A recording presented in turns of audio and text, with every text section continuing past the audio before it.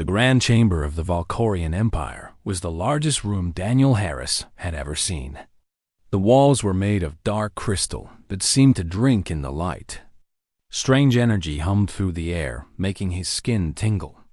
High above, the ceiling disappeared into shadow, and Daniel could not even guess how tall the room really was. He stood in the center of the chamber floor with his aide, Lieutenant Catherine Moore, beside him. She was a young woman with sharp eyes and steady hands. Daniel had chosen her for this mission because she never panicked, no matter what happened. Today, he suspected that quality would be tested. Around them, towering figures watched from elevated platforms. The Valkorians were terrifying creatures.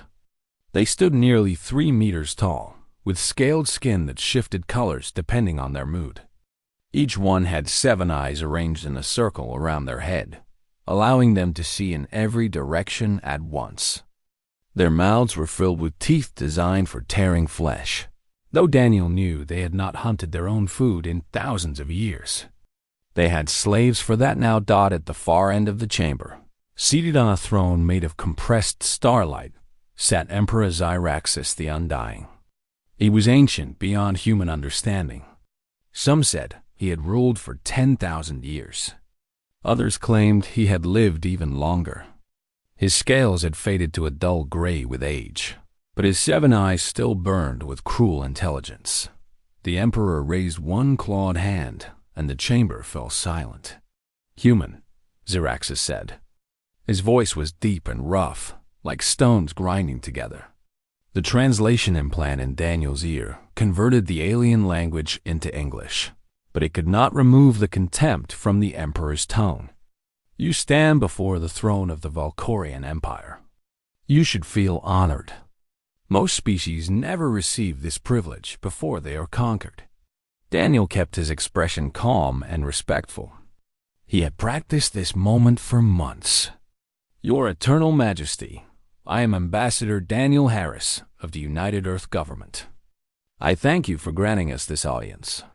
Do not waste my time with pleasantries," Xyraxis growled. "I have summoned you here to deliver a message. Listen carefully, for I will not repeat myself." The Emperor rose from his throne. Despite his age, he moved with the smooth grace of a predator. He descended the steps slowly, his 7 eyes never leaving Daniel's face. "Your species has been judged," Xyraxis declared. "The Valkorian Council has examined your worlds, your technology, and your military capabilities. We have found you weak, primitive, barely worth the effort of conquest." The Valkorian counselors made sounds of amusement.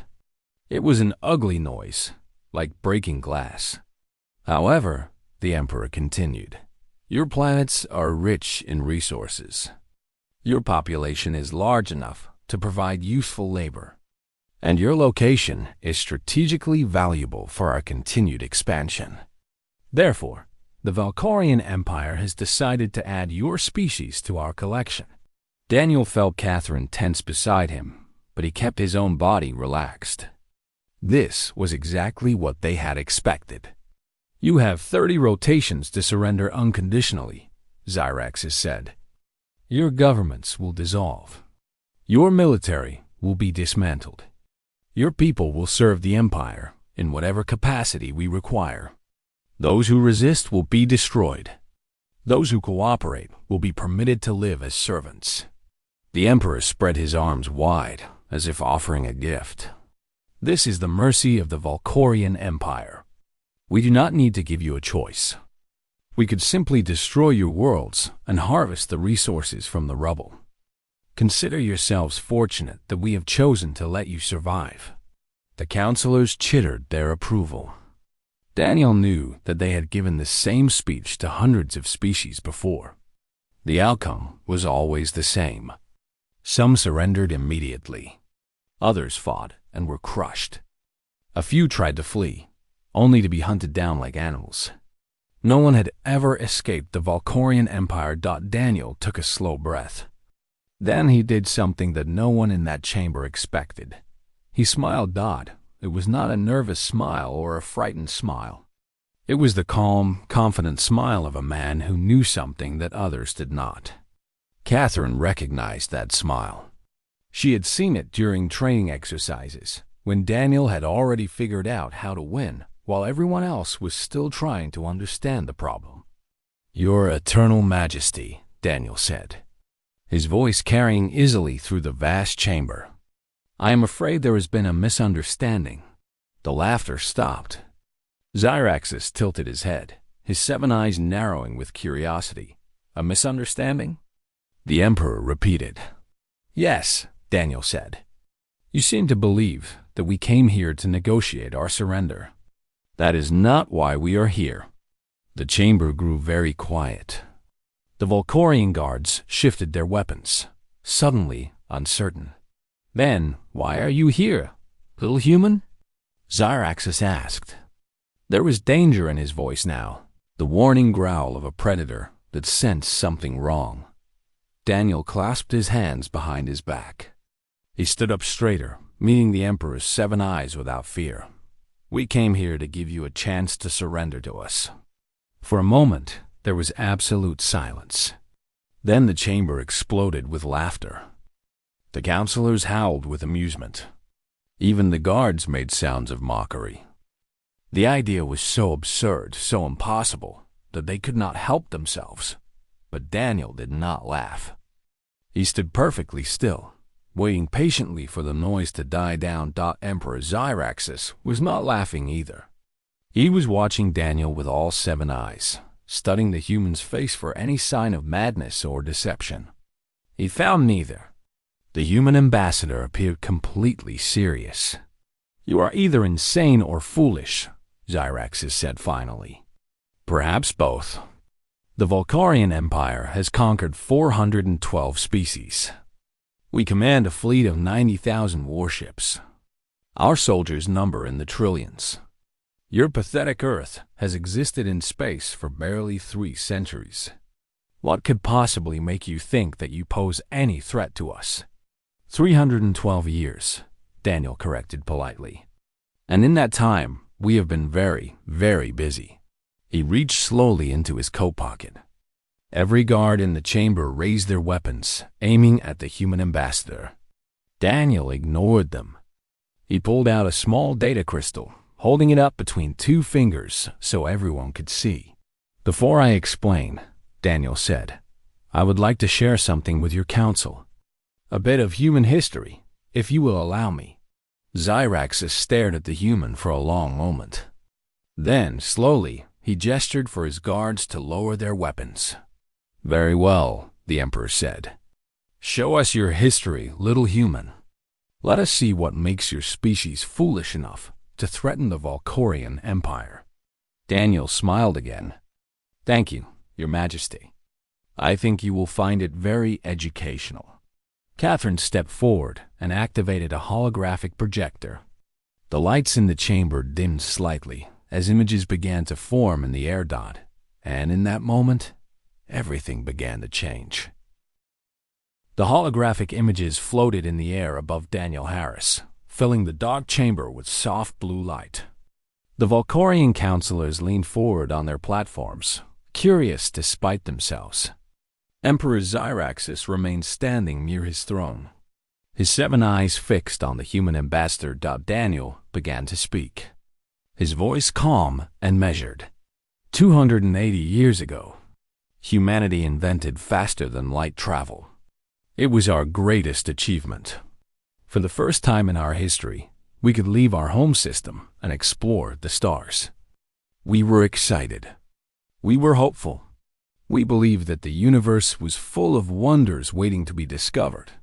The hologram showed early human spacecraft. They were small and simple, nothing like the massive warships of the Volcorian fleet. They looked almost like toys. "We sent probes in every direction," Daniel continued. "Thousands of them, spreading out like seeds in the wind. Within 10 years, we had mapped our local region of space. Within 20 years, we had found evidence of other civilizations." The hologram changed, showing a star map dotted with lights of different colors. We were thrilled at first. We imagined meeting new species, learning from them, trading with them. We dreamed of a galactic community where all beings could live together in peace. Daniel paused, and his expression grew serious. Then we found you. The hologram shifted to show the Valkorian Empire. Planet after planet, star system after star system, all marked with the symbol of Valkorian control. It was an empire that stretched across thousands of light years. We watched you for years, Daniel said. We studied your history, your culture, your methods of conquest. We saw how you treated the species you conquered. The slavery, the cruelty, the complete destruction of any civilization that refused to submit. He looked directly at Emperor Xyraxis. We were terrified. The Emperor made a sound that might have been satisfaction. You should have been. The Valkorian Empire does not tolerate resistance. We knew that, Daniel agreed. We knew that eventually you would find us. A young species, still learning to walk among the stars. We had no fleet to speak of. Our weapons were primitive compared to yours. If you had discovered us then, you would have crushed us like insects. We still will, one of the counselors called out. Nothing has changed. Daniel smiled that calm, knowing smile again. Actually, everything has changed. You see, when humanity faces extinction, we do not simply accept our fate. We fight, we prepare, we adapt. It is in our nature. We have survived ice ages, plagues, and wars that nearly destroyed our entire species. Every time we were pushed to the edge of destruction, we found a way to survive. The hologram changed again, and the counselors grew quiet. The images showed something new. Massive construction projects hidden in the darkness between stars. Shipyards the size of small moons, tucked away in the shadows where no one would think to look. Research stations buried deep inside gas giants, invisible to any scanner. Training facilities carved into asteroids, where millions of soldiers prepared for a war that might never come. For nearly 3 centuries, humanity built, Daniel said. We constructed our true fleet in secret, far from any trade routes or inhabited systems. We developed weapons that your scientists have never imagined. We trained soldiers by the billions, preparing them for every possible scenario. Catherine watched the Valkorian counselors carefully. Their scales were changing color, shifting from confident purple to uncertain gray. They were beginning to understand that something was very wrong. But our greatest achievement was not our ships or our weapons, Daniel continued. It was our intelligence network. The hologram showed a web of connections spreading across the galaxy. Tiny probes, no larger than a human fist, hidden in asteroid fields and the atmospheres of uninhabited planets. Spy satellites so small and quiet that no scanner could detect them. Listening posts that had been recording Valkorian communications for over 200 years. We've been watching you since before your current emperor was born, Daniel said.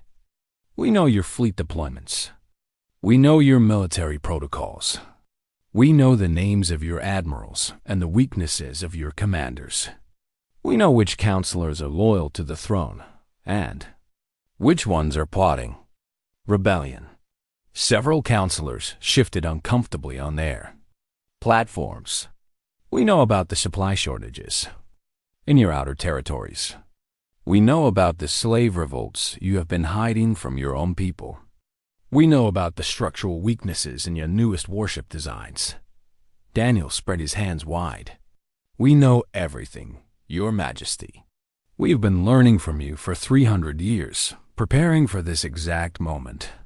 Emperor Xyraxis stepped closer to the human ambassador. His 7 eyes were blazing now, filled with a mixture of anger and something that might have been fear. If this is true, the Emperor said slowly, why did you hide? Why pretend to be weak? Why let us believe that you were just another primitive species waiting to be conquered? Because that was our greatest weapon, Daniel replied. We let you see what you expected to see. a few dozen colony worlds, a small defense fleet of outdated ships, a species that posed no threat to your mighty empire. He stepped forward, meeting the Emperor's gaze without flinching. The colonies you have scanned, the ships you have counted, the military forces your spies reported, that was never our true civilization. That was the mask we wore, a costume designed to make you underestimate us. The chamber was completely silent now. Even the guards had stopped moving, frozen by the weight of what they were hearing. For 300 years, we hid our true strength behind a false face of weakness, Daniel said. And now, Your Majesty, I think it is time you saw what lies behind the mask. He turned to Catherine. Lieutenant Moore, if you would please contact Commander Price. Catherine nodded and touched the communicator on her wrist. Commander, this is Lieutenant Moore. The ambassador is ready for the demonstration. A voice crackled through the chamber's speakers. It was a human voice, calm and professional. Understood, Lieutenant. 7th Fleet standing by, awaiting the ambassador's signal. Daniel looked at Emperor Zyraxis and smiled. Would you like to see our real fleet, Your Majesty? Before the Emperor could respond, the sky above the Valkorian homeworld changed forever. Through the crystal walls of the throne room, the Valkorians could see their sky. It had always been a source of pride for them. 3 moons orbited their homeworld, and a ring of defense stations protected them from any threat. The Valkorian homeworld was the most heavily guarded planet in the Empire.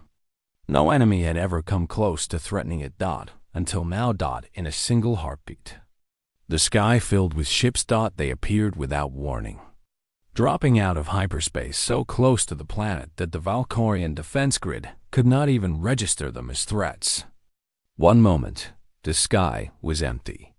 The next moment, it was crowded with vessels. 60-3,000 human warships hung in orbit above the Valkorian homeworld.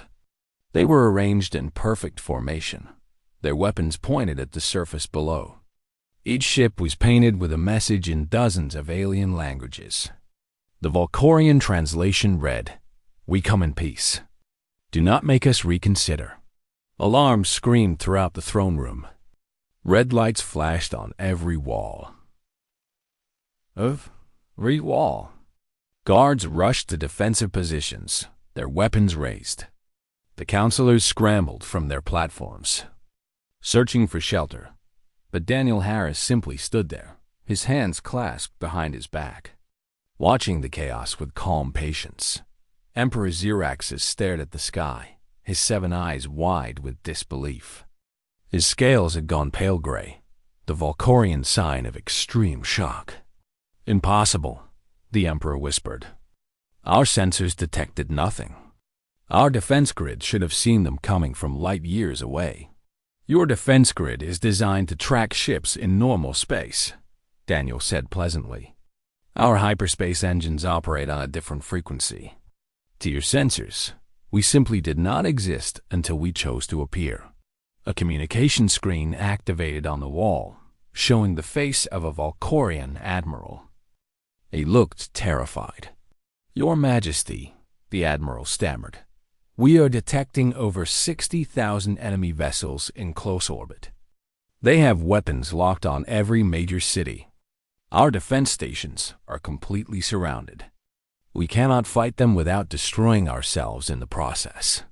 Stand down, Daniel called out, loud enough for the admiral to hear. We are not here to attack. This is simply a demonstration.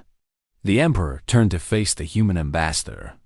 For the first time since Daniel had arrived, there was uncertainty in those 7 ancient eyes. A demonstration of what? Zyraxis demanded. Of our capability, Daniel replied, and our restraint.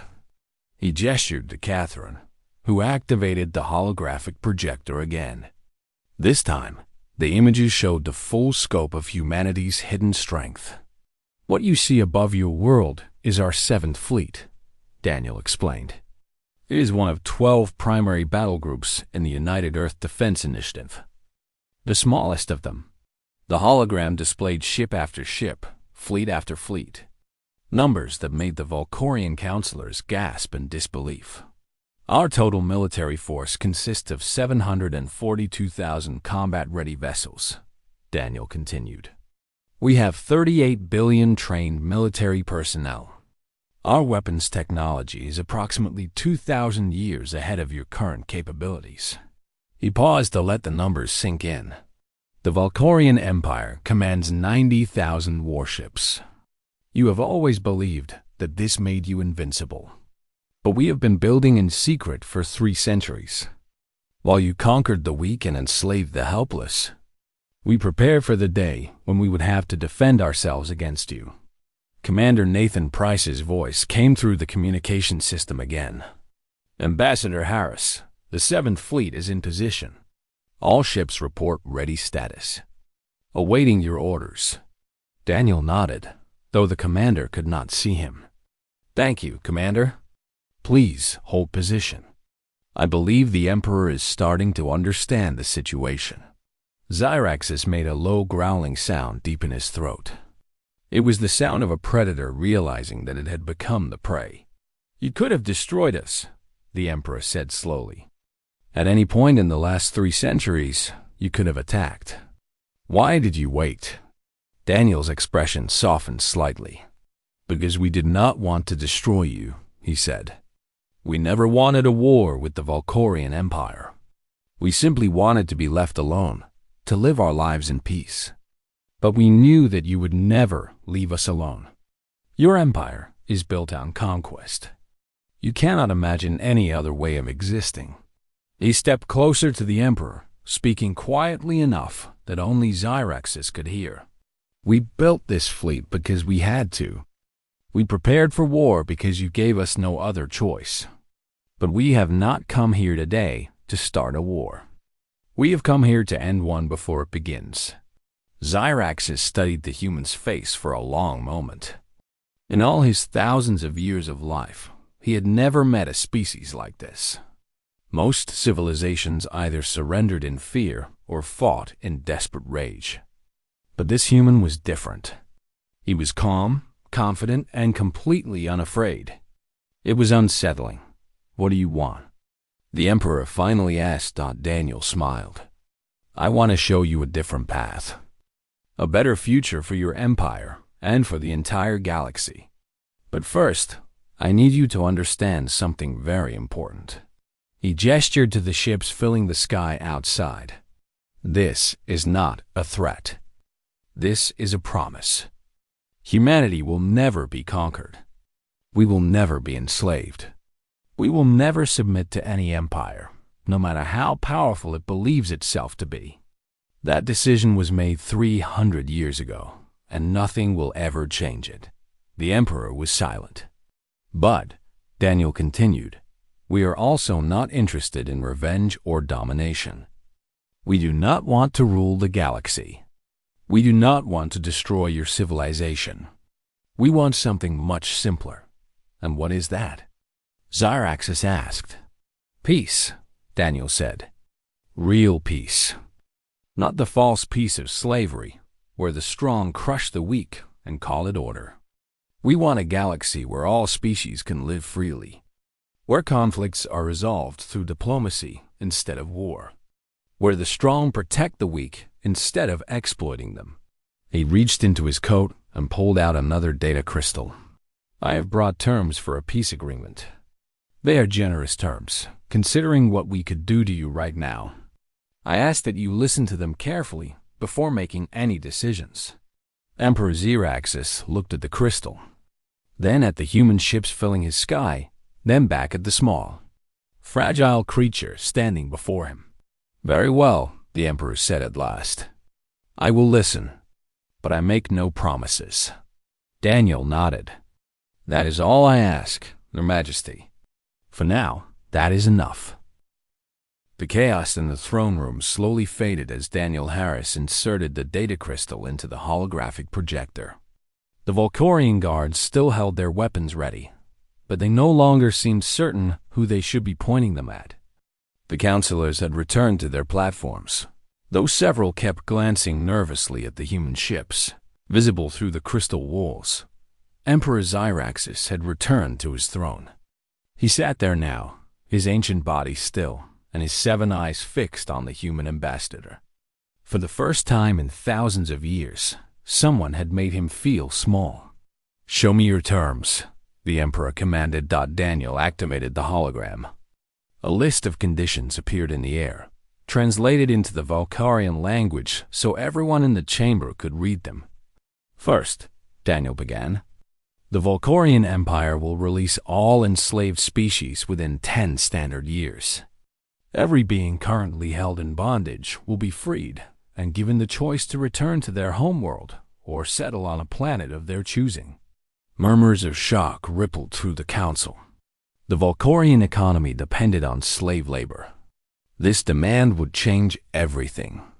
Second, a galactic council will be established. Every spacefaring species, including former subject worlds, will have an equal voice in matters that affect the galaxy. No single empire will hold power over others. Xyraxis made a sound of disgust. "You expect us to sit as equals with the species we conquered? To listen to the opinions of races we have ruled for millennia?" "Yes," Daniel said simply. "That is exactly what we expect." He continued before the Emperor could object further. "Third, the Valkyrian military will be reduced to defensive capabilities only. Your fleet will protect your homeworlds, but it will no longer be used to conquer or threaten other species. Fourth, reparations will be paid to the species you have harmed. Not in money, but in technology, resources, and assistance in rebuilding what was destroyed. Your scientists will share their knowledge freely. Your engineers will help restore damaged worlds. Fifth and finally, any violation of these terms will result in the immediate and complete dissolution of the Valkyrian Empire. Your worlds will be separated, your fleet will be dismantled, and your leaders will be held accountable for their crimes." The chamber erupted in angry voices. Councilors shouted protests and accusations. Some called Daniel a fool. Others demanded that the guards execute him immediately. The noise was deafening, but Emperor Xyraxis raised one clawed hand, and silence fell instantly. "These terms are unacceptable," the Emperor said coldly. "You ask us to destroy everything we have built over 10,000 years. You ask us to become weak, to surrender our power, to bow before species that we have ruled since before your ancestors crawled out of the mud." Daniel nodded slowly. "I understand why you feel that way, Your Majesty. From your perspective, these terms must seem incredibly harsh. You have spent your entire existence believing the power comes from domination. The strong rule, the weak serve. That is the only truth your empire has ever known." He paused, choosing his next words carefully. "But I am offering you something more valuable than power. I am offering you survival." The Emperor's eyes narrowed. "Is that a threat?" "It is a fact," Daniel replied. "Right now, 63,000 human warships hover above your homeworld. Our full fleet numbers over 700,000 vessels. We have weapons that can crack planets open like eggs. If we wanted to destroy your empire, we could do it. Not easily, perhaps. Not without cost. But we could do it." He spread his hands, palms up, in a gesture of openness. "We choose not to. We could burn your worlds to ash and scatter your people across the stars. But we would rather build something new. Something better. The question is whether you are willing to be part of that future, or whether you would rather die defending a past that cannot survive." Catherine Moore watched the Emperor carefully. She had studied Valkyrian psychology for years, preparing for this moment. She knew that Xyraxis was not just old and powerful. He was also intelligent. He had not ruled for thousands of years by being stupid. The Emperor was quiet for a long time. When he finally spoke, his voice was softer than before. "What do we receive in exchange for these? Sacrifices? Daniel smiled. He had been waiting for this question. In exchange, humanity will share our advanced medical technology with your species. Our doctors have developed treatments that can extend Valkorian lifespans by 300 years or more. Your people will live longer, healthier lives than ever before. He saw the flicker of interest in the Emperor's eyes. Even ancient rulers feared death. We will also share our agricultural science. Our techniques can increase food production by a factor of 10. No more famines. No more shortages. Every citizen of your former empire will have enough to eat. Most importantly, Daniel continued, we offer you membership in something greater than any empire. A true galactic community, where all species work together for the benefit of everyone. Your scientists will collaborate with ours. Your artists will share their creations with beings from 1,000 different worlds. Your children will grow up in a galaxy where war is a distant memory, not a constant threat. He stepped closer to the throne, looking up at the ancient emperor. You have ruled through fear for 10,000 years, Your Majesty. I am offering you the chance to be remembered for something different. Not as the emperor who conquered and enslaved, but as the leader who chose a better path when given the opportunity. Zyraxis stared at the human for a long moment. His 7 eyes blinked slowly, one at a time. And if we refuse? Daniel's expression did not change, but his voice grew harder. Then, we will do what we spent 3 centuries preparing to do. We will dismantle your empire piece by piece. We will free every slave, destroy every warship, and reduce your military to scrap metal. The Valkorian species will survive, but your empire will not. Your legacy will be ashes and defeat. He held the Emperor's gaze without flinching. I would rather not do this. It would be wasteful, tragic, and unnecessary. But do not mistake my preference for peace as weakness. Humanity did not build the largest fleet in galactic history just to watch it rust. If you force us to use it, we will. The silence stretched on. The counselors held their breath. The guards stood frozen. Even Catherine felt the tension pressing against her chest. Finally, Emperor Zyraxis spoke. I will need time to consider your terms. Daniel nodded. Of course. We will give you 30 rotations. The same amount of time you gave us to consider surrender. He turned and began walking toward the chamber's exit. Catherine fell into step beside him. Ambassador Harris, the Emperor called out. Daniel stopped and looked back. Why? Zyraxis asked. You could have destroyed us without warning. You could have taken revenge for all the species we conquered. Why offer mercy to your enemies? Daniel considered the question carefully before answering. Because we are not you, he said simply. And because revenge, however satisfying, never builds anything worth keeping. He walked out of the throne room, leaving the Emperor alone with his thoughts and his suddenly uncertain future. 1 year had passed since Daniel Harris stood in the throne room of the Valkorian Empire. 1 year since the human fleet appeared above their homeworld. 1 year since everything changed. The first meeting of the Galactic Council was about to begin. Daniel stood in the observation gallery of Unity Station, a massive space station built in neutral territory between the old Valkorian borders and human space. Through the transparent walls, he could see ships from dozens of different species approaching. Some were sleek and beautiful. Others were strange and alien in ways that hurt his eyes. All of them carried representatives who would help shape the future of the galaxy. Catherine Moore joined him at the window. She wore the formal uniform of a full ambassador now. Daniel had recommended her promotion himself, and the Earth government had agreed without hesitation. 97 species confirmed, Catherine reported, including 43 that were formerly enslaved by the Valkorians. This is the largest gathering of civilizations in known history.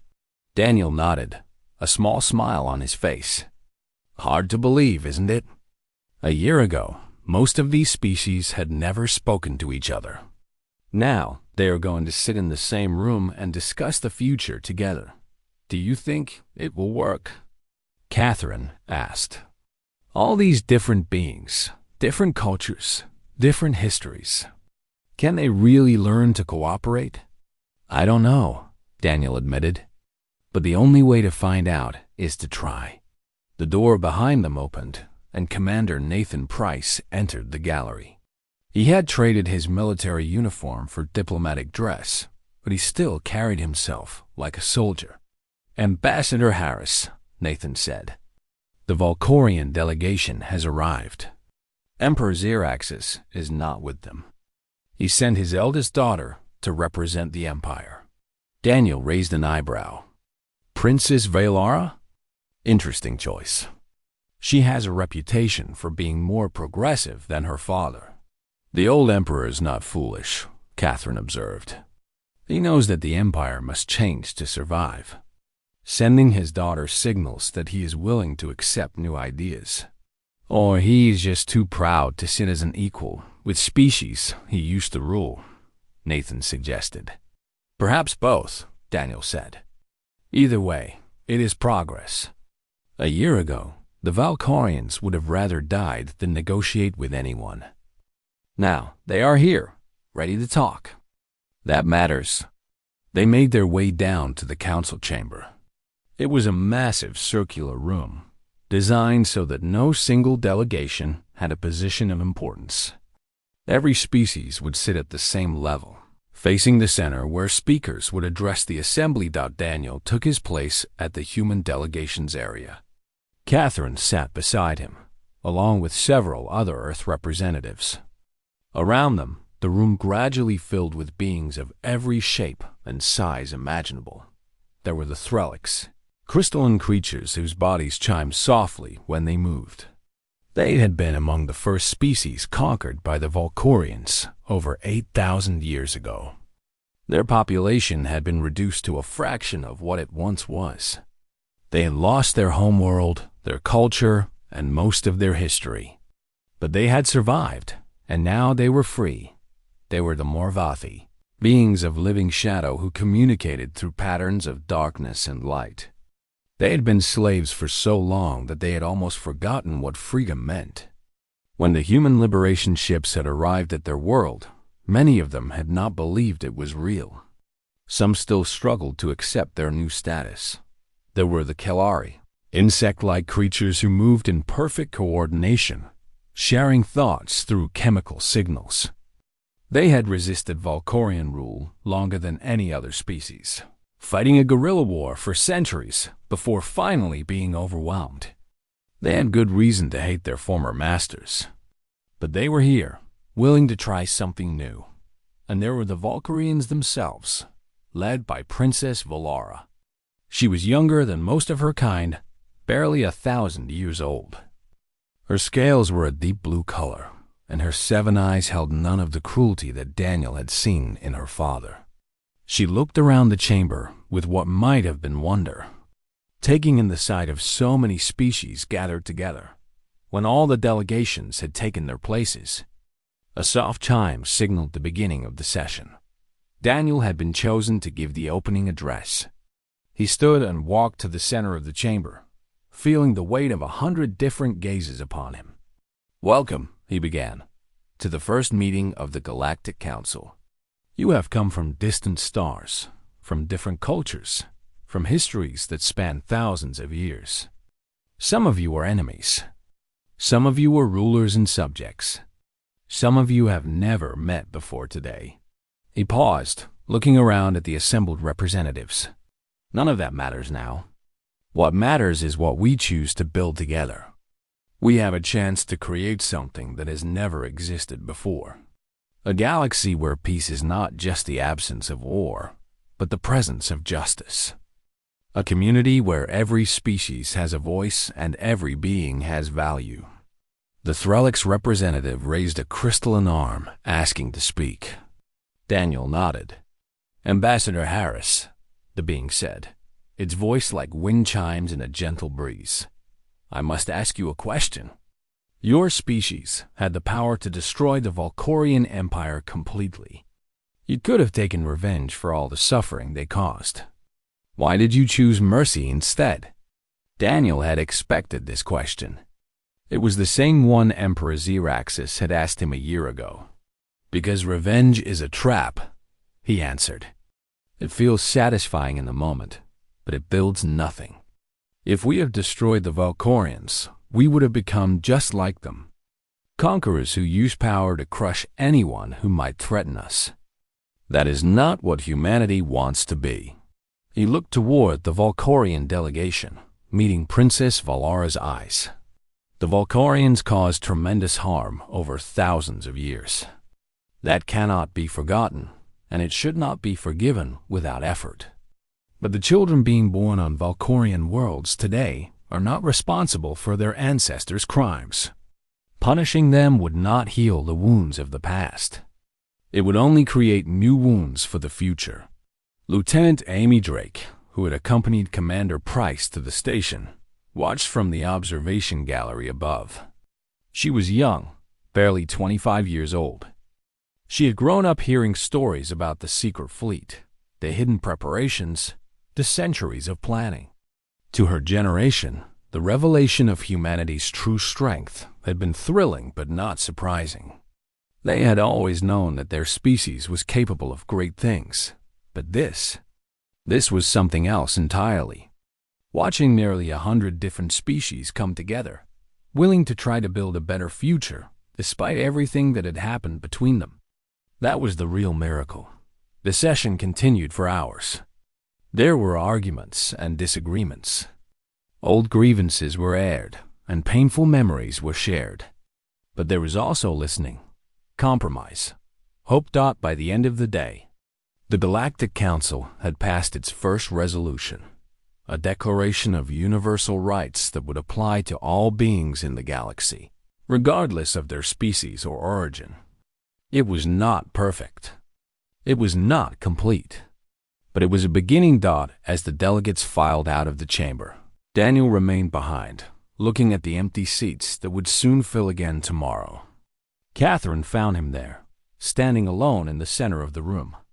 "Congratulations, Ambassador," she said. "You just changed the course of galactic history." Daniel shook his head. "I did not do this alone. None of us did. Every person who worked in those hidden shipyards, every soldier who trained for a war we hoped would never come, every scientist and engineer and diplomat who spent their lives preparing for this moment. They all made this possible." He smiled, tired but satisfied. Humanity spent 300 years getting ready for war. Now we get to find out if we are equally good at building peace. Catherine nodded. "I think we are. I think this is what we were always meant to do." They walked out of the chamber together, leaving the empty seats behind. Tomorrow, the work would continue. The arguments would resume. The slow, difficult process of building trust between former enemies would go on. But for tonight, there was hope. And for humanity, a species that had always survived by refusing to give up. Hope was all they had ever needed. Outside the station, the stars burned bright against the darkness, indifferent to the small creatures who were trying to reshape their galaxy. But among those stars, something new was being born, something that had never existed before, a future worth fighting for.